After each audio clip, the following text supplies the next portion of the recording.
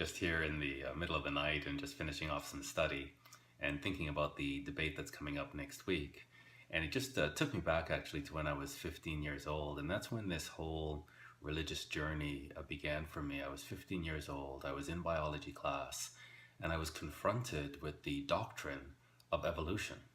And I was basically told that we evolved from nothing, from an amoeba, from monkeys into human beings. And it's just something I had never really been confronted with before.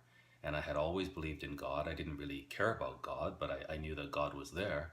And to suddenly hear that there was an explanation for life without God, I found this shocking. I was really disoriented. And that was a pivotal moment in my life. My life changed in that biology class. And I began to ask really big questions. You know, why was I created? What is the purpose of life? Is there a God? If there is a God, what does he expect from us?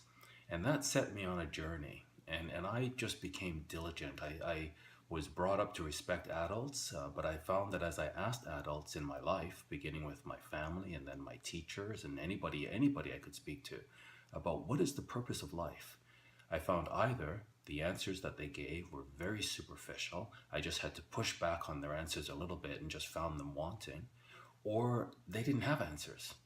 And that made me angry. In fact, what really made me angry was the fact that it wasn't so much that they didn't have answers, as much as the fact that they didn't care. And I just couldn't believe it. I couldn't understand, how could you wake up and go about your daily life not knowing why you're here and not knowing what happens after you die. So I just became obsessed with this question. And at 16, you would find me at the library, the Toronto Reference Library. On the third floor, I discovered the religious section.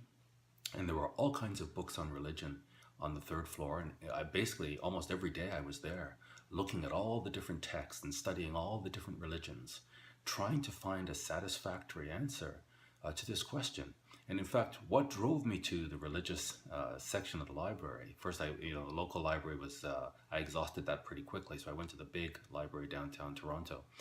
But what drove me there was an experience where I was just having a shower as 15 years old and drying myself off, and I suddenly just had this absolute conviction that I was in fact created, that there was absolutely no way that I just evolved from an amoeba over millions of years. The ridiculousness of that just struck me.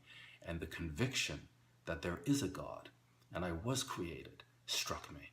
And now the question shifted in my mind from, is there a God, to who is God? And then what does he expect of me? Why was I created? What is the purpose of life? And that's what started to drive me through this sort of religious discovery. For 10 years, I was searching all different religions. I rejected Christianity outright, actually. I found the explanation of the Trinity and heaven and all of that, I just found it too superficial.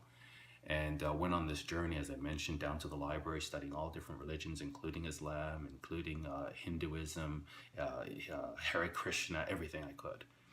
And eventually, I discovered someone who explained the Bible to me in a way that just made sense. And that was about 30 years ago. And I accepted Jesus Christ as my Lord and Savior. And so I'm looking forward to this debate with the Muslim Imam to see his understanding of the purpose of life and how he perceives his religious texts and how he perceives the Bible. And so, I've been on this quest now for coming up to 4 decades. And, I remember it when I was 15 and I started asking this question of teachers. I remember one teacher basically patting me, not on the head, but on the shoulder and said, "You'll get over it."